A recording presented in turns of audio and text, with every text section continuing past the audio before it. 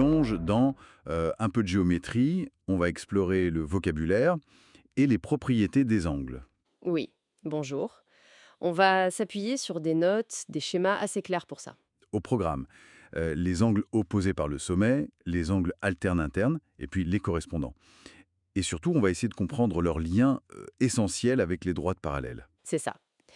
L'idée, c'est de bien poser les bases. Ces définitions, elles peuvent paraître simples, mais elles sont fondamentales pour ensuite analyser des figures, disons, plus complexes. Ok, alors, décomposons ça.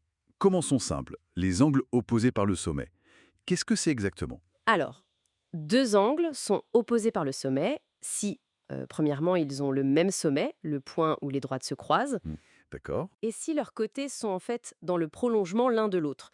Imaginez un X, ce sont les angles face à face. Ah oui, je vois, comme AEC et DEB sur un des schémas, ou AED et CEB. Exactement. Et la propriété super importante, c'est qu'ils sont toujours égaux. Ils ont la même mesure. Toujours égaux. Ok, ça c'est noté, c'est un bon point de départ. Voilà, Maintenant, ça se complique un petit peu quand une troisième droite arrive, c'est ça? la séquente, celle qui coupe deux autres droites T et D'. Tout à fait.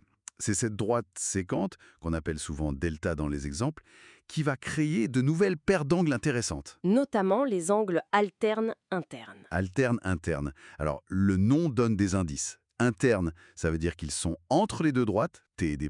Droite. Et alterne, ça signifie qu'ils sont de part et d'autre de la séquente delta. Donc un à gauche, un à droite de la séquente, mais tous les deux coincés entre les deux premières droites. Précisément. Si on regarde les schémas, ce sont les paires d'angles verts ou les paires d'angles bleus. Ils ont pour sommet les points d'intersection A et B. D'accord. Et les documents mentionnent aussi rapidement les angles correspondants. C'est encore autre chose? Oui, brièvement. Les angles correspondants sont aussi formés par la séquente. Eux, ils sont situés du même côté de la séquente. Ah, pas alterné alors. Non, et l'un est à l'intérieur, entre les droites T et D, tandis que l'autre est à l'extérieur. Ils occupent, disons, la même position relative à chaque intersection. Par exemple, les deux en haut à gauche. Je vois, la position est clé. Bon, on a défini ces angles. Mais le point central, c'est leur lien avec les droites parallèles, c'est ça? Exactement. C'est là où ça devient vraiment intéressant, comme vous dites. Le rôle de cette séquente est fascinant.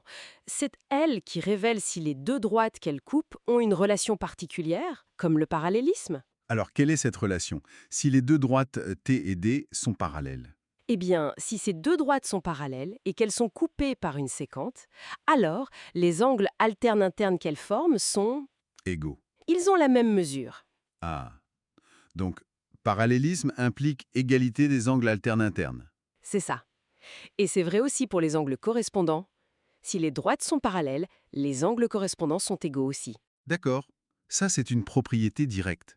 Si je sais que les droites sont parallèles, je peux en déduire des égalités d'angles.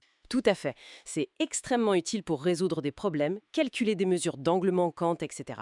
Savoir que deux lignes sont parallèles nous donne beaucoup d'informations sur les angles créés par une séquente. Mais attendez, les sources disent que ça marche aussi dans l'autre sens.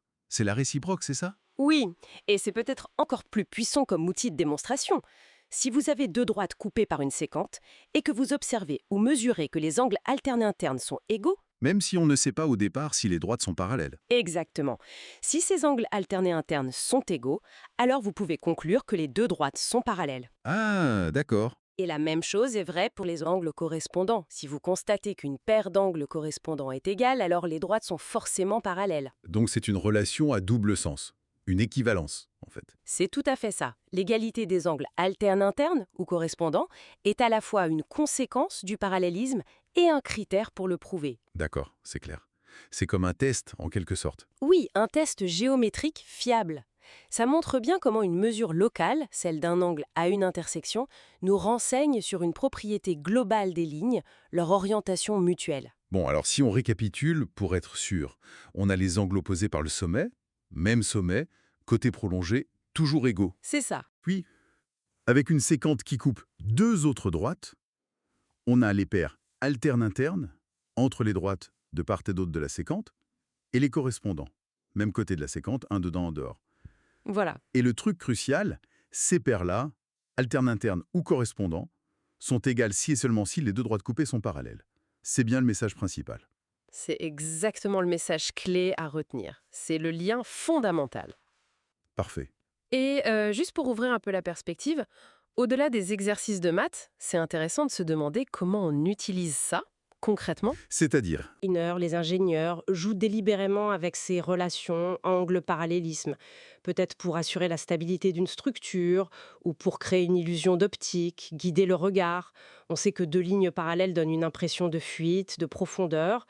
Jouer sur les angles créés par des transversales, ça peut renforcer ou modifier cette perception. ah oui, utiliser ces règles non pas pour prouver, mais pour créer un effet voulu. Intéressant comme piste. Voilà, ça montre que ces règles géométriques, elles sont pas juste abstraites, elles ont des implications très concrètes dans la façon dont on conçoit et perçoit notre environnement. Une petite graine de réflexion pour la suite. Très bonne conclusion. Merci beaucoup pour ces éclaircissements. Avec plaisir.